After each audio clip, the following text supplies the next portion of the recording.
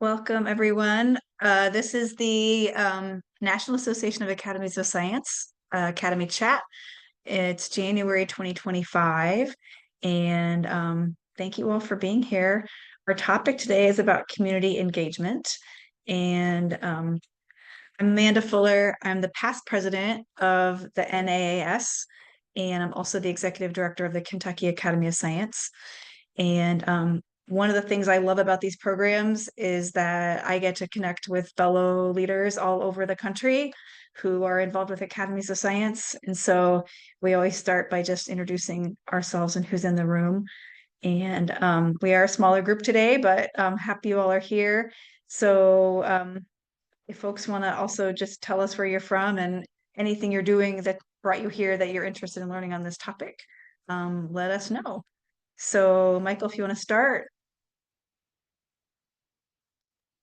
Yes, I'm Michael P. Cohen. I'm a representative at large to NAAS, but I'm most closely affiliated with the Washington, D.C. Academy of Sciences, but I'm also a member of the Virginia Academy of Science.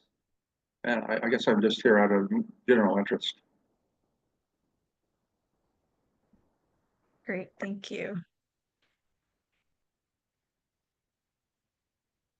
And Roger, hi, are you able to introduce yourself?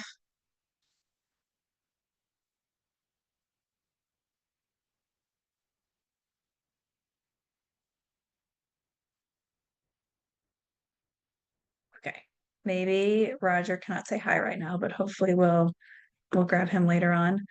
Um, okay, well, Hallie Thompson deserves great big thank you for helping put this program together.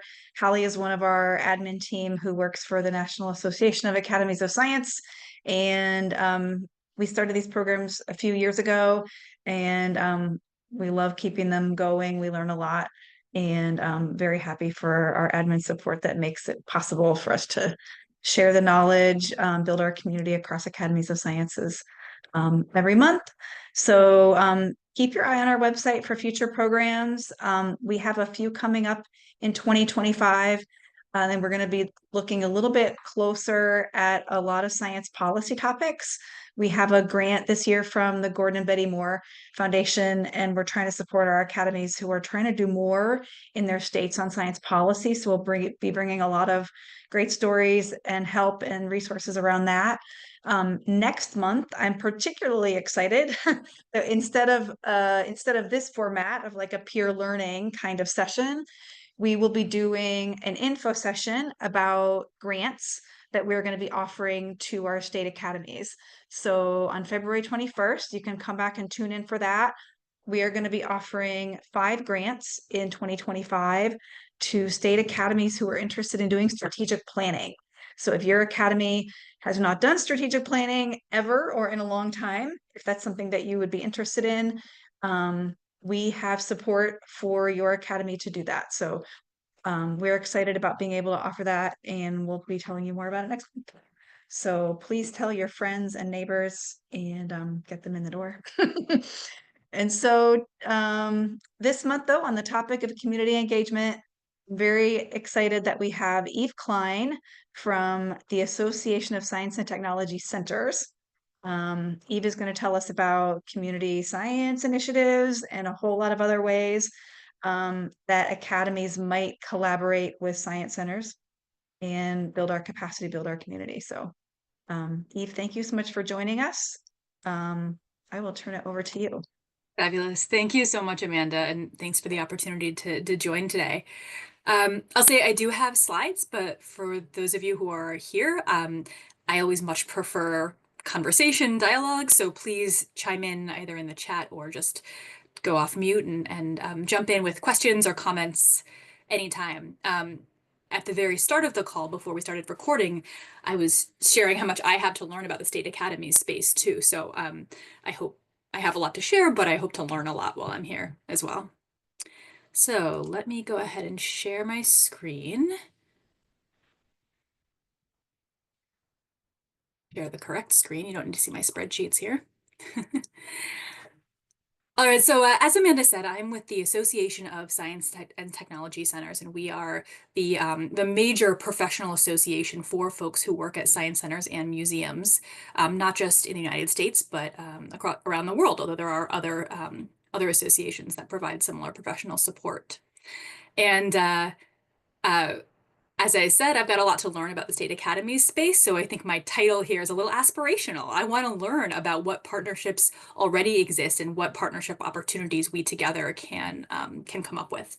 But what I'll primarily share today is just a little about science centers and museums. Ooh, if I can advance.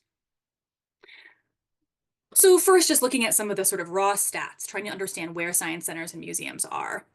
They're everywhere. So my organization, the ASTC, we have members across all 52 states and territories in the United States, across 37 countries.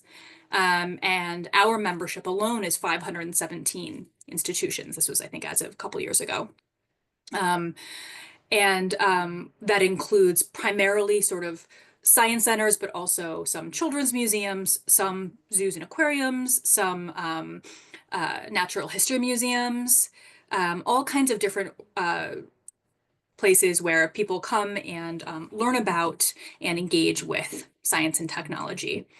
Our visitorship collectively is huge. So across all science centers and museums, we do an annual statistical survey, and extrapolating from the data we collected, we estimate that a few years ago in 2022, there were 61 million visits across all science centers and museums. That's pretty huge. Now that visitation varies because science centers vary, much like state academies vary in size and in approach. Some of these museums are quite small with just a couple of staff members. In some cases, there's sort of just an executive director and the rest run on volunteer work. In other cases, they are huge, many hundreds of employees with enormous budgets. They are in rural communities, they are in urban communities.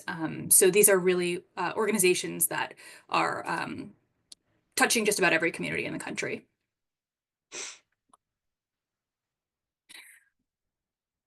Science centers originated from sort of the original museum concept. They were collections based, and then over the course of the last century, they evolved into this more hands-on experiential type of learning. And I am based here in Seattle, Washington, and Pacific Science Center prides itself as having been one of the very first to call itself a science center as opposed to a science natural history museum or something like that.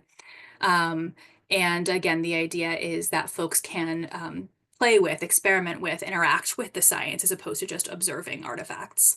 Although some do still maintain a collection of some kinds of artifacts.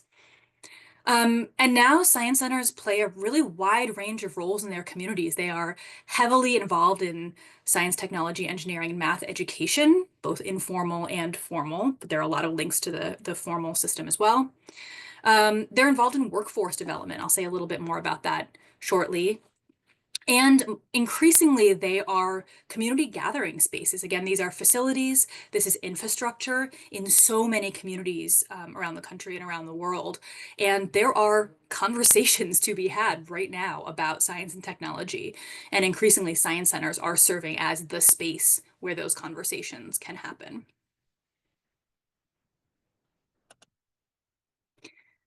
So this is just some pictures to give you a sense of the range of types of activities that we do. So I'll kind of go around here in the upper left.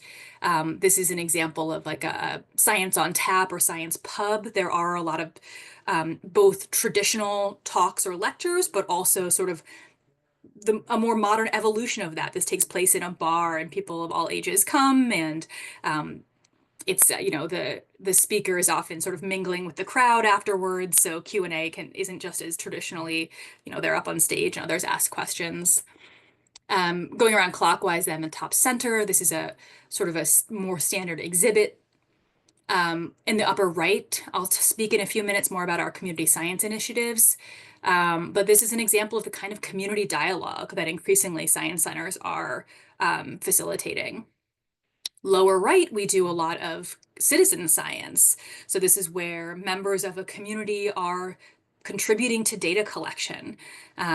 They are, in some cases, even helping form the research questions itself, or in other cases, learning about the research so that they can, again, contribute. Again, another picture in the lower center here of some of our exhibits. Lower left, this is different museums call it different things, but a science after dark. So this is sort of a fun hangout, typically for young adults who get to then interact with a lot of our exhibits. And then left center, we see one of our summer camps, which are a really core program for many science centers and museums. Science centers are very well known and recognized in any community they are in, and research over and over has shown that they are very trusted. And that's one of the reasons that we've seen they are such a good place to hold these community dialogues.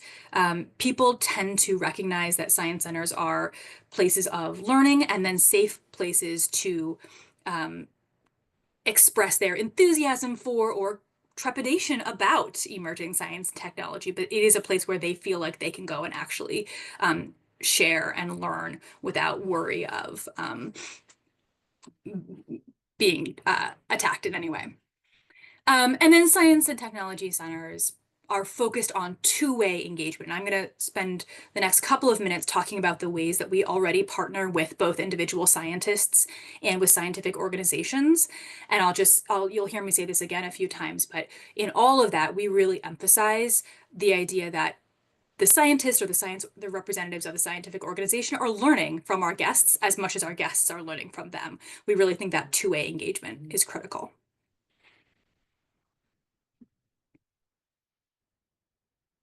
So, what are some of the ways that science centers and museums already partner with scientists? Well, first, as you can imagine, there's sort of the more traditional public talks. So science centers often have contact with local universities or local industry and are excited to be able to invite in speakers.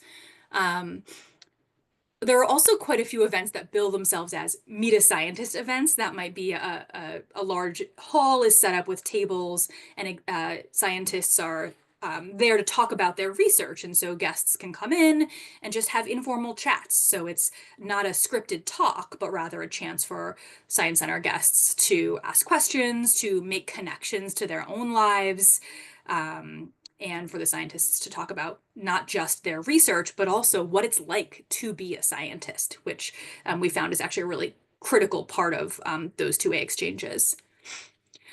We often will have scientists serve as advisors for program development or exhibit development. I've alluded a few times to these kind of community dialogues.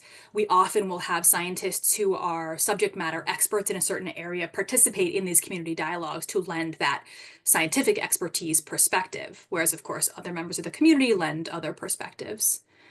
I'll give a shout out to a program that I have been running for many, many years called Portal to the Public.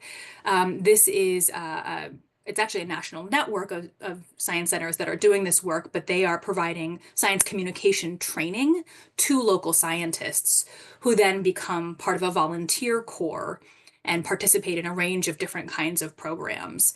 But the scientists themselves are gaining these science engagement, science communication skills, which they apply to other parts of their lives and careers, as well as applying it to their time in the museum.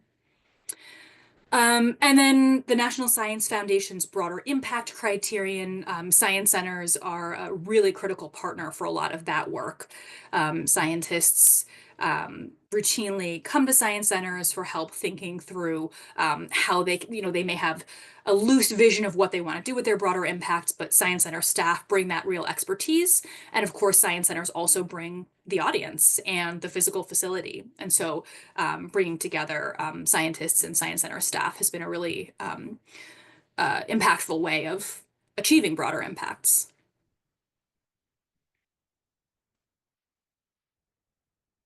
So a lot of those were that's the kind of work we do with individual scientists, but increasingly we're also looking for ways to partner with scientific organizations. So I've mentioned some of the training that science centers provide to individual scientists. often science centers will actually partner with a university to offer something at a larger scale. So a science center, a science communication training program might be directly or officially linked to graduate certification or something like that. There are many events focused on the work of a research center. So here in Seattle, I worked for many years at Pacific Science Center, and we ran the Polar Science Weekend, which was a collaboration with the Polar Science Research Center at the University of Washington. And there are many examples of that around the country. And then there are also many examples of Science Center staff partnering with researchers directly or with research centers to put together a proposal so that this is sort of the higher level of broader impact. So not that the Science Center is brought in after the fact to implement broader impacts, but that actually the two groups are working together to conceive of how intellectual merit and broader impacts can be fully integrated and how it can be strategically designed from the beginning to include both of those components. And there are many, many others. These are just a few examples I wanted to flag. Any questions so far? Or any nuance to add? Okay. All right, so now I'm going to share a couple of specific examples. The first, some of you may have encountered because it's been a really, really huge project that's been around for, I don't know the exact start date, but I think well over a decade at this point. NISENet, or the National Informal STEM Education Network, which originated as the Nanoscale Informal Science Education Network. That was focused, it was funded by the National Science Foundation, and it was focused on creating connections between those working in nanoscale research and those working in science centers to figure out how, when nanoscale work was just emerging, kind of getting out ahead of the public discourse on that. What kinds of public engagement did we need to make sure was available and was happening to ensure that public perspectives were informing nanoscale development and making sure that the public sort of understood and had the opportunity to learn about what was emerging from this field. So they created, among other things, sort of a template for an event and some sort of mass-produced, I guess, exhibit materials and hands-on activity kits that were distributed to science centers across the country. And again, it was a really powerful way of making sure that the core materials were designed by a core group of collaboration between researchers and science center experts. And then we were able to get that out to science museums far and wide. So I said earlier on, some science centers are extremely small, resources are scarce.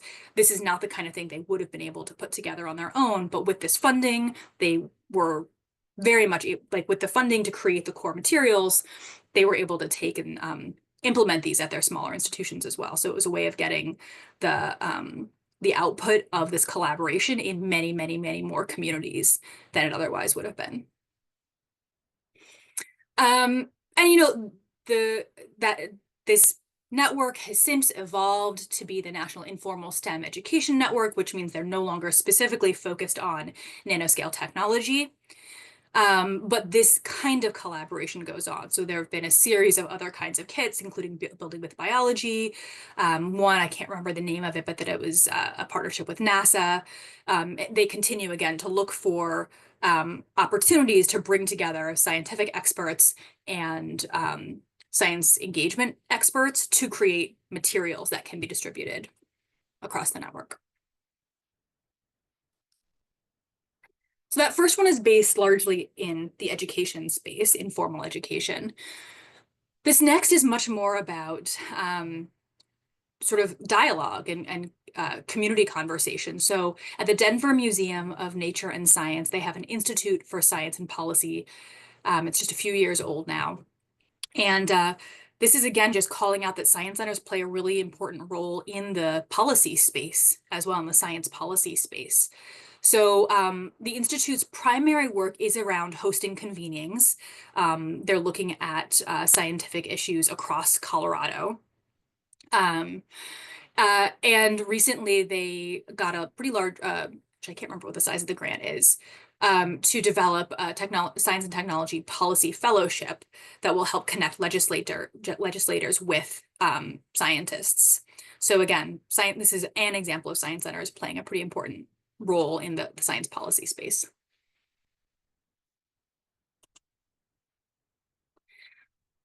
And my last example for now is the living laboratory based at the Museum of Science in Boston. A really different approach. So in this case, research scientists actually conduct their research in science centers. I really love this model.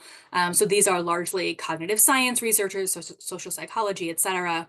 And obviously the IRB around this is a little complex, but it's doable.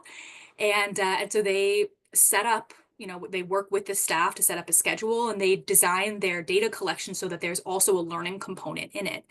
So they are simultaneously serving as facilitators, introducing Science Center visitors to the process of research and data collection, and inviting guests. And typically the research is youth oriented. So inviting the kids who visit science centers to play with something, and that provides them with data. And so again, this is another model that has been replicated around the country to great success.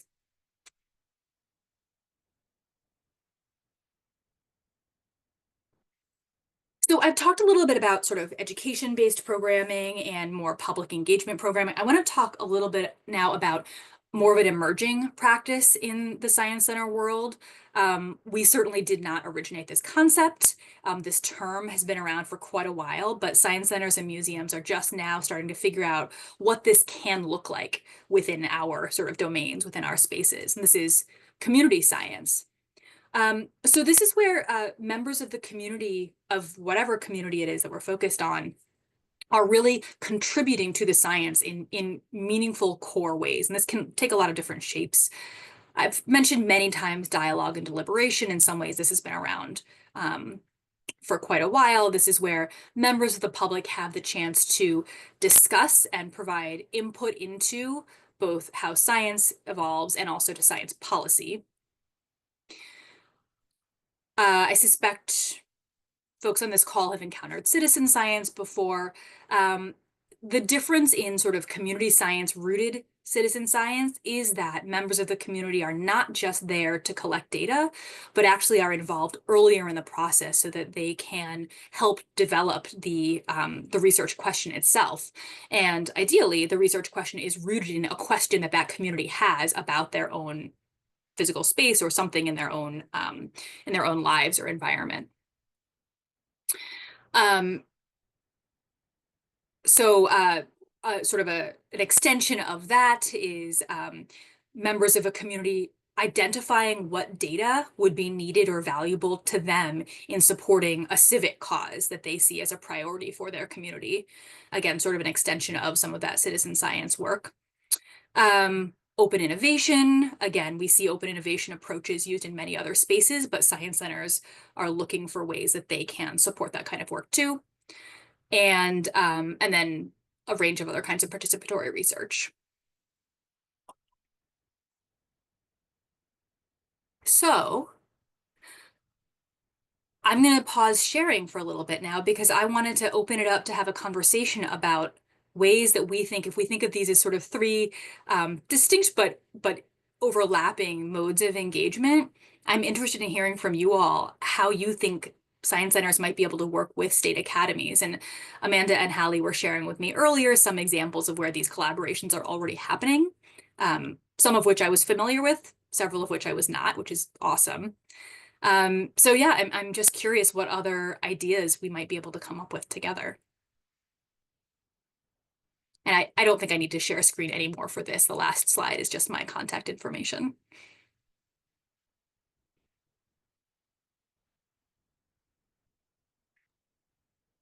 I have a few questions, Eve. Actually, you gave me a Oh, lot of please, yes. ideas. Like some of the things that you're mentioning, I've heard about, and I was physically like located in my science center for about 10 years. My office was physically in the science center. So Mm. we did some really fun collaborations with them during that period of time. Um, but then I have like more ideas like looking at your presentation. Because it seems to me like you point out a lot of your members are well known in their communities, right? Like I think people who are scientists who are members of their academy, involved in their academy, they probably know where their science centers are, right? They probably even Mhm. know those like small and local places. Um, I'm guessing like not all of your member and organizations, though, probably are even acquainted with their academies of science, right? They may not know that there's a community of professional scientists, an organization in their state who could be a source for board members, for like a board of advisors, for volunteers. Like, I wonder how many of them have a relationship or have like a line of communication there. Yeah, I it's a think great like question. that's like low hanging fruit to me, is like just getting them connected, right? To know like, are there really training opportunities available to, for scientists to get trained to do science communication, or do we have to apply for funding together to get those trainings off the ground? Like, I think there's so many things that we could just like share back and forth, um, for folks who aren't already in touch with each other. Absolutely. And Amanda, I'm going to wildly speculate here, but my guess is that I imagine, the executive directors of science centers, I would assume are I hope aware of so. whatever there's, but within the ranks of science center staff, I think it's much less likely. And those are the Mhm. folks who actually might be in a better position to identify some of these really concrete opportunities to work together. So, Right. yeah, just building some awareness, I agree, seems like a Mhm. really logical first step. Yeah, some of our local science center staff, like I was glad when they started joining up. Like we gave them an opportunity to join up as members of the Kentucky Academy there when after we established that collaboration. And then those were the people who run the programs who would then contact me and say, I need a speaker about, this topic because we're having like chemistry days is in October, and can I have some Mhm. chemists come and do an activity on the floor or whatever. So like those are the people, like you say, who really need to be in touch with their scientists in their neighborhood. Yeah, yeah, I agree.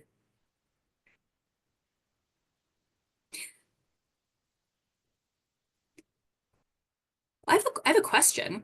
So again, I'm new to the state academy space, and as I said at the outset, I'm based in Washington State, and so I'm most familiar with the academy here, but I understand it operates a little bit differently than some of the Mhm. others. Um, can you give me a rundown of the kinds of activities that in other states a state academy takes on? What is the nature of the relationship with individual scientists, for example?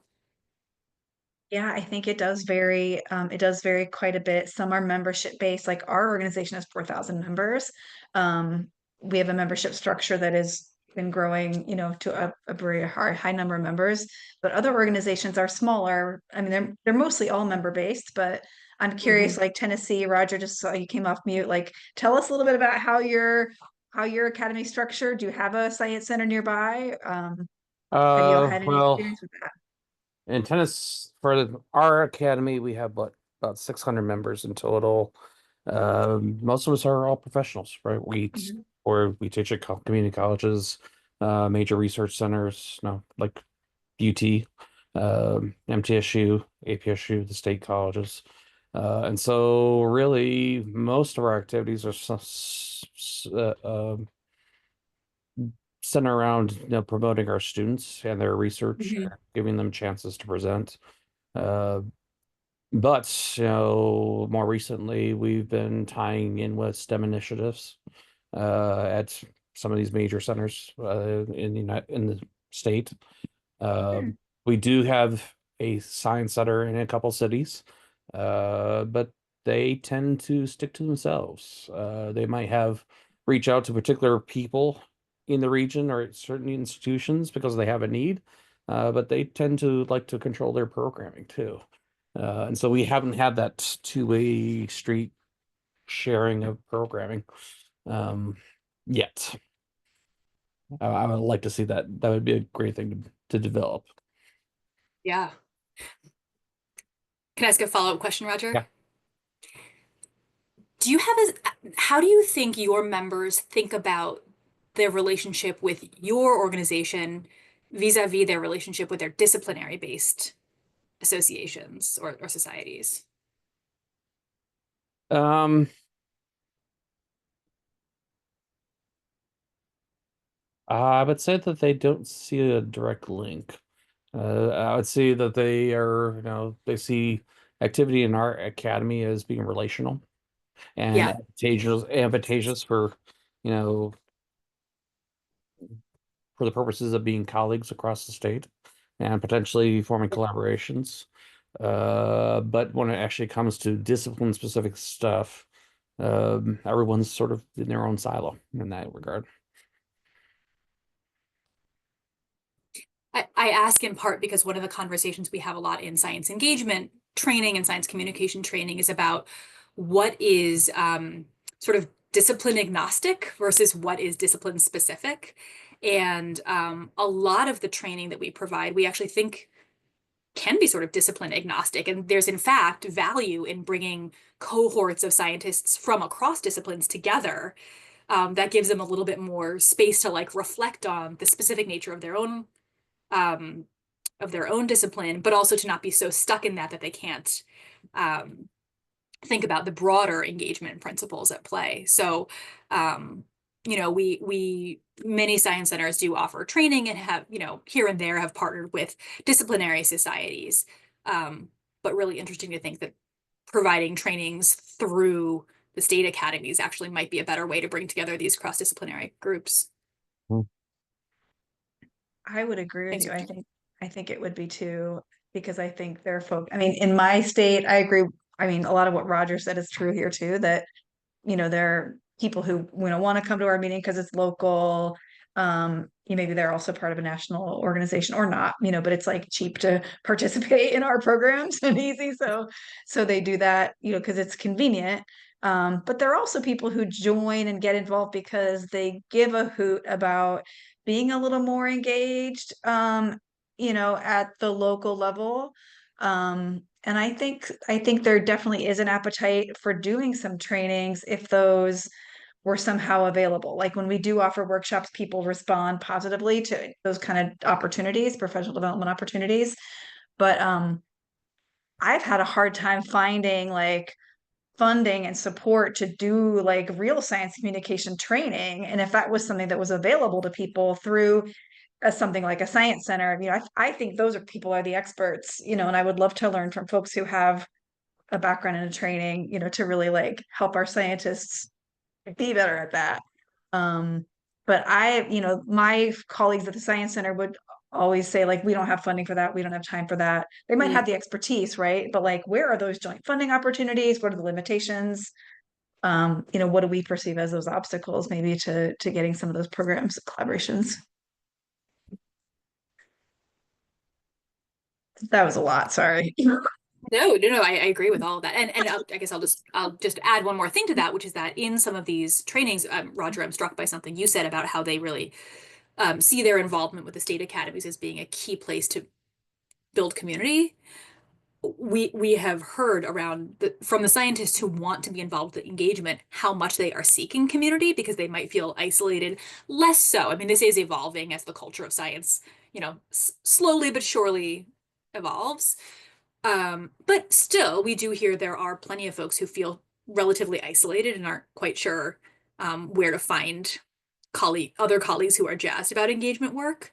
And so when they come to some of these engagement opportunities at science centers, they find that community.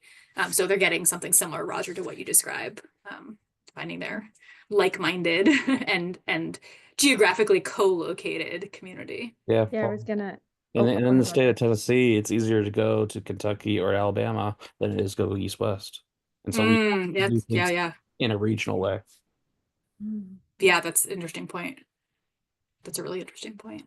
Yeah, I was gonna add, Eve, to the point about professional societies is engaging through them is also challenging since they're so national or perhaps international in scope. And so having a place-based, I'm just thinking of my own professional society, plant biologists, even our like regional meeting is not nearly as robust as our like national and national, meetings are. And so it would be really hard to engage in a place-based way. But Roger's, adding some complication to it. States have their own little, intricacies there. So maybe like a science center engaging with an academy in this like co-located like major city or like major region of a state. Because yeah, you're Yeah. right. Knoxville versus like Nashville, you're driving a long way and through some mountains maybe, right? Yeah. Missouri's like that too, though. North South's pretty far. So could be a cool thing to think about though, as we're building those, is how do we really build like a good community in these places where maybe you feel alone. I was trying to remember. I know, actually, I don't know if she's still there, but the woman who came into the role of ED in Murfreesboro, um, who actually might be an interesting there's a science center there. The Discovery something, I think. Many of them have the word discovery in their Yeah, names, so I probably can out never of quite remember. MTSU's STEM Center. What's that? It's probably associated with MTSU's STEM Center. Oh, okay, okay. Anyway, actually, she would love this conversation. So I feel like Yeah. that would be a really cool first introduction to make. What community engagement work do state academies already do? Again, knowing that it varies hugely, but Few things. I really can't speak for all of our organizations, but we have had a couple of these kinds of sessions in the past that are on this topic. Some of them, I mean, especially during COVID, a lot of organizations started like some kind of online public programming, hmm, and some are still continuing those programs out to the public. We had a good one going for a couple, 3 years, and we have a lot of them recently. But those were opportunities where, scientists could just go on a Zoom, a webinar, and like talk to the public about their research. And some of those, they were just great programs. It was really fun. We also have a podcast that one of our members started. And so different scientists can contribute to that. So that's every week. And so the person who produces it, takes contributions from other scientists. And so they can just record like 5 or 10 minutes on their phone and then send it over to the person who produces it. And that's on our local radio station and online, So uh, that's one thing that, is just an initiative from one of our members who's involved with the community radio station. But it's a fun way to get scientists' voices out, into the general public. And then you can also take those clips and recordings and use them and promote them on social media and share them out, one at a time too. So um, those are a couple fun things that we do. I'd love to know if other academies are associated with podcasts, or if their members do podcasts that they promote. Not in our state.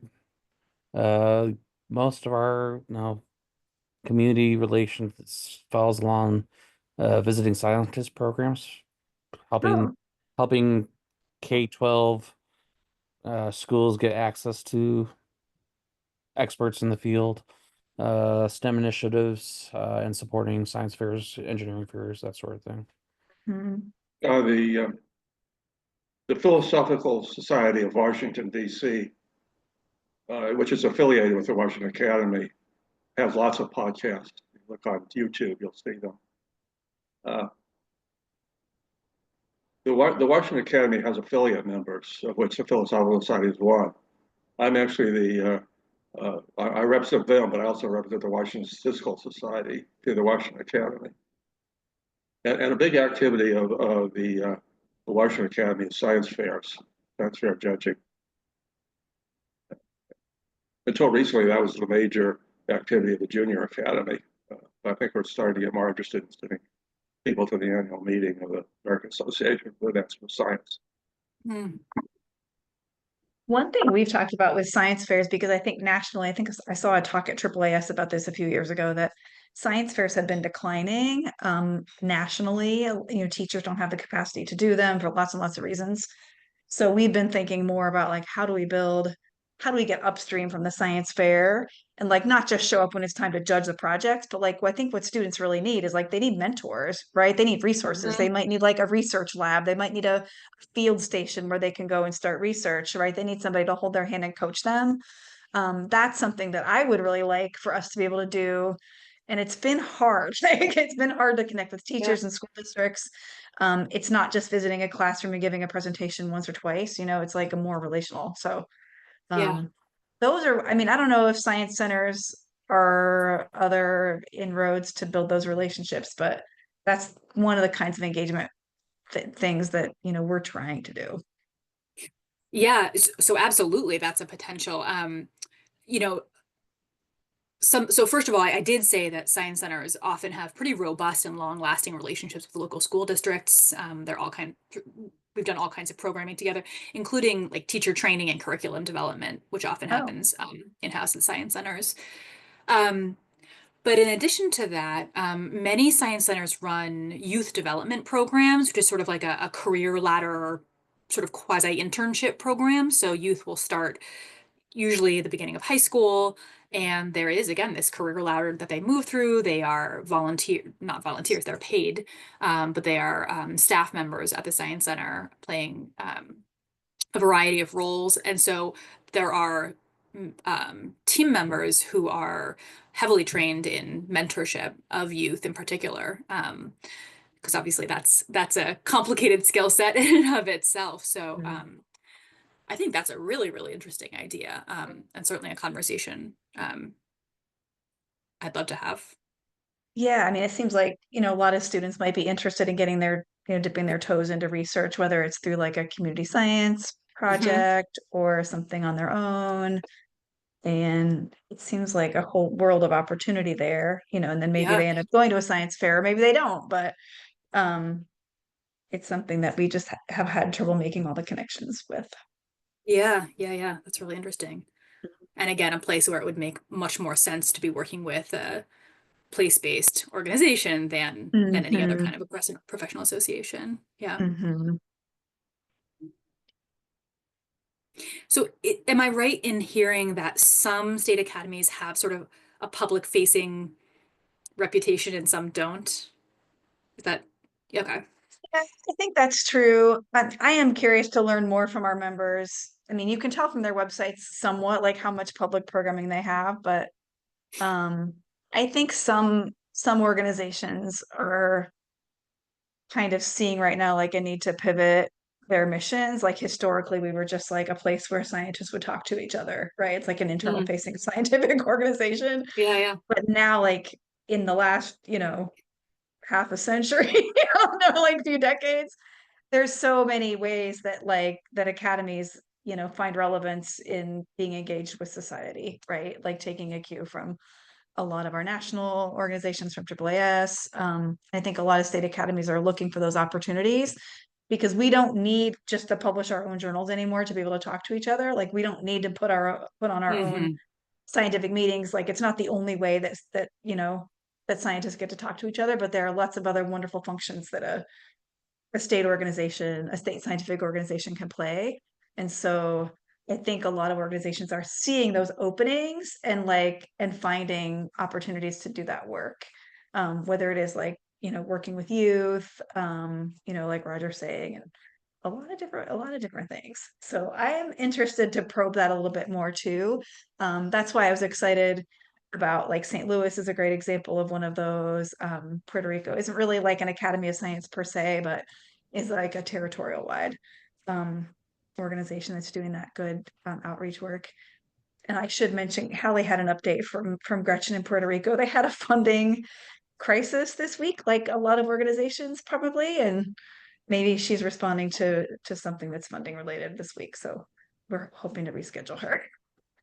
Um, I but was yeah, gonna it does very Hallie, I don't know if you want to like jump in and say like something that you observations about the missions and work of our academies. Yeah, and I guess I'm thinking like not like how the academies are now, but more of how the academies might be in like Mhm. 5 years too, because we're doing this work where we're, investing in capacity building and thinking about, strategy and how we make sure there's, support for academies to do their current work and then be creative as well. And I think, Eve, in the next 6 months to a year, we're going to learn a lot about what academies want to be. And also what they've wanted to be maybe for a long time and just haven't been able to do. and how we can Mhm. support that. And I think it would be lovely to continue having this conversation, both with you and, you know, with everyone who's a leader in this area as we move forward and learn from that. Because I think we're gonna figure out, you know, the kind of partnerships that make sense in different places and probably have a lot of asks. I'm just thinking about groups right now that have like one staff person who's feeling really overwhelmed and may not have the capacity, you know, to think about this type of like connection building. But if they have just a little bit of breathing room, might come up with a ton of ideas that we can all, you know, throw in and help with, and start to provide resources, maybe write some grants together, and maybe even work with, you know, a private foundation to start like a larger program where more academies are able to work with us too. So I'm dreaming over here. Well, A and I great would say, you know, conversation. I would say, you know, there are opportunities at all kinds of scales. So they aren't all huge, you know, resource intensive opportunities for collaboration. So acknowledging that there are some places that have very limited capability or capacity right now, like it, you know, just an introduction could spark something that doesn't actually take a ton of their time, but is still a valuable outcome of the relationship.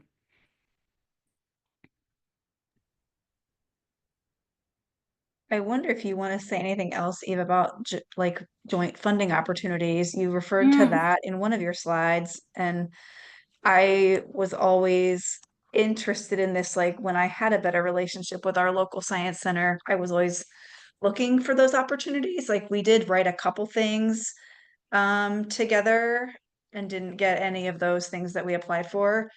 But I'm wondering if you have like successful examples or inspiring ideas of places we can go look for money together, and like examples of how we might how scientists and those science communicators can kind of yeah. fund a project together. I am not going to say anything about where to go for funding because I know less about that at this moment than I've ever known in my career. So, but yeah, let me give you an example. This is a project that I was involved with about 10 years ago. So it was actually a collaboration between the University of Washington, Pacific Science Center, and the Seattle Public Library System. And it originated with a woman who works in learning sciences at the University of Washington. And she had this vision for creating something that actually now exists at libraries around the country, but at the time was fairly novel, robotics kits that could be checked out through the library. Um, and so we sort of needed this triad of partnerships, right? Like we needed the library system that had that infrastructure and understood what kinds of materials work in that environment. Like they have to be robust, but we still wanted them to be actually, you know, code like to functional coding robotics activities. The Mhm. Science Center brought the kit know-how. Like we have developed all kinds of other kinds of robotics activities, and then the researcher was going to study what impact that actually had on the folks, the family, because this was supposed to be family-based learning, so the families who were checking them out. And so again, it was a really intricate three-way collaboration because, you know, she was working to set up her actual research design, which was complex, and it had to work with the constraints of like the kit and the checking it out and bringing it home concept. So you know, developing that there was deep collaboration in the development stage. The collaboration didn't happen after the funding came through. Writing the proposal was intensely collaborative. And it was awesome. Like it was Mhm. such a cool project. It was funded out, and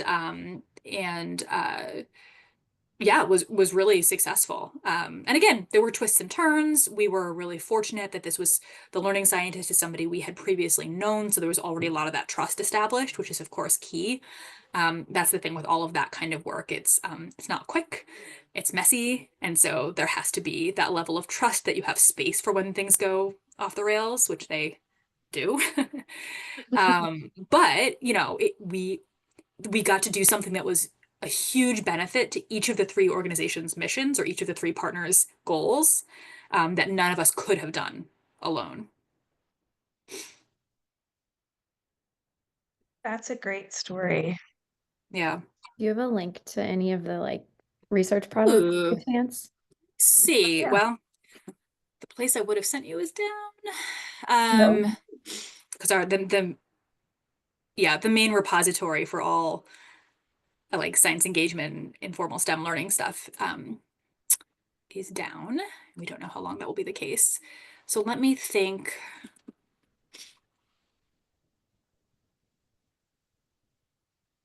I don't want you to have to stare at me staring at my screen for too long. So if I can't find it quickly, I will send it after. That's okay. I was gonna The say, other thing I didn't mention that is like a cheap and easy thing that we decided to do kind of around the same time that I installed myself at the Science Center in 2013, well, soon after that in 2013. We set up a speakers bureau, and I think this was the inspiration from another Academy of Science, and I don't remember now which one it was that I heard about this. New York Academy, I know, has a speakers bureau. They do, quite a bit of community engagement work too. Um, but it cost like a little bit of staff time just for me to organize it and get that together and put a form out on the internet and put to our members. Um, but then, we advertised that to schools, to public libraries. Actually, that's what jogged my memory when you said public library. We've Yeah. had some good uptake from our public librarians and, other people who want a scientist to come and talk to an audience. And so the agreement is people sign up and they do it for free. And it's all different topics. So we welcome like graduate students can sign up for it. Some graduate students are amazing speakers who can talk very passionately about the work that they Yeah. do. And it's just fun. Like a lot of people, like a teacher or a librarian, when they see that, they're like, oh, I had no idea that there were like hundreds of all these people doing all these, interesting things in my state. So it's been fun. We've had some that end up being virtual. We've had some that were like very hands-on, like bring your fossils, bring your sharks, bring all the things to the public library or the classroom or whatever. Go out in the yard and, do a soil sample or whatever. So some of those end up being really fun Yeah. connections. Yeah. That's really cool. I did send a link because there's not a whole lot here, but it does at least reference the program. Again, I'll have to dig around a little bit to see what else is still available. Cool. thank you. Yeah. Yeah. Yeah.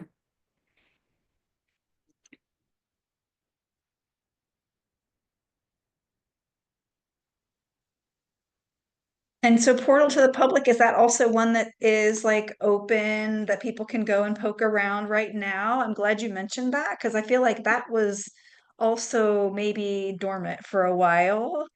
But I have heard about that Yeah. before, and I'm glad to hear you mention it again. Yeah, so I can, for others on the call who aren't familiar with it, I can give a quick background and then a status update. Although the status is a sneak preview, the status is in flux. Okay. So this is a program that is actually our first meetings to try to conceptualize this idea. We're in 2008, so it's got long legs at this point, which is pretty amazing. But the idea is to support science centers and museums in creating a customized training program. But calling it a training program always feels a little bit too shallow for me because it's really about cultivating relationships. So identifying scientists either from local industry or from local universities who, again, have this interest and desire to do engagement work. They join typically as part of a cohort, and they go through a series of workshops, often over the course of several weeks or even months, to develop and hone skills in public engagement, and also often develop an actual activity about some element of their research. And then they become part of like a volunteer corps at their host museum. And so they can participate in, I mentioned, these meet a scientist type events or any others, and they will often participate several times a year. Obviously, all of these things vary because part of what made the program so successful, I think, is that it was so flexible. So there were some science centers that said, we can't do a series of workshops. We need it to just be a one-off, and that was fine. They could modify it to make that work. But as I've said, like not only then were the scientists developing skills that they told us were applicable to many other parts of their careers, but they were finding community. They were also learning about a professional environment outside of academia, which many of them found to be valuable. We know that not everybody who's a grad student in the sciences stays there. And they were really creating bonds with the staff at science museums. So again, a lot of benefits to that. So we still do occasional trainings at this point. We don't currently have grant funding for it, but we do fee for service trainings.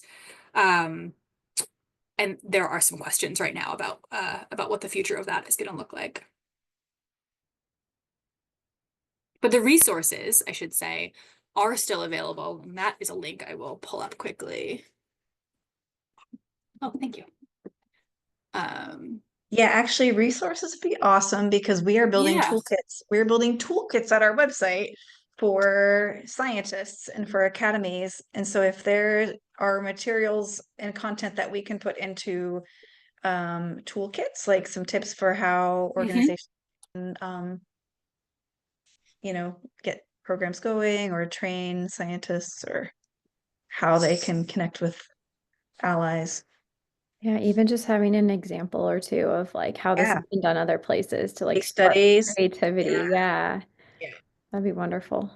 Yeah. I'm going to send this, but I'm getting some pretty strange.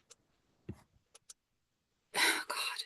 And I was just at this website a couple days ago, so this is just very recently. When you click on any of the other tabs, I am getting some very strange, clearly not our project. Here, no. Nope. That's Okay. not. Oh God. I don't know Sending what to that. chalk that up to. I don't know if that's related to anything else from this week. I kind of doubt it. Mhm. But I need to contact ILI and make sure they know about that. Mhm. And we'll need to move the Okay. website over. Okay. Um, ooh, I'm really sorry. I'm personally really unhappy about this, and also Yeah. really sorry to have shared a link with you that brings you to something bizarre. So these are resources that obviously I still have, and we'll send to you separately. Great. That's great. I don't Yeah. know. I'm going to take that link out so that nobody else. Okay. Well, Eve, I great. have a question that, Amanda, if you didn't have anything else, this one's a little bit more, okay. Um, so you're talking about all your members and that a lot of them are science centers or museums like the Denver Museum of Nature and Science. Do you have members Mhm. that are also like botanical gardens and other types of community Yeah, engagement? What other types are there? I guess it's kind of yeah, we hard do. to see like what your membership looks like in my mind. Yeah. Yeah, I mean, I can't rattle off every type, but Yeah. children's museums, we have quite a few children's museum members. Natural history museums are actually a growing contingent. Yes, botanical gardens, some zoos and aquariums. Of course, there is the AZA. There's another association specifically for zoos and aquariums, but we also have some members who join us because they do have such robust informal STEM learning programming. We also have allied members, which actually some of the state academies might decide is valuable to them. And these are a range of other kinds of organizations that are doing public engagement work. So we do have some professional societies. We do have sort of exhibit development firms. A lot of folks who work in citizen science choose to be an allied, what we call an allied member. And so they sort of have their own track of programming at our conference that focus on that kind of outside of Science Center public engagement work. Awesome. Thank you. That was really helpful. Yeah, Yeah, because I keep yeah, thinking of botanical gardens with my bias of plant biology. yeah. And actually, we have at least 2 botanical gardens that were members of the Portal Network. So again, we all sort of run in those same circles.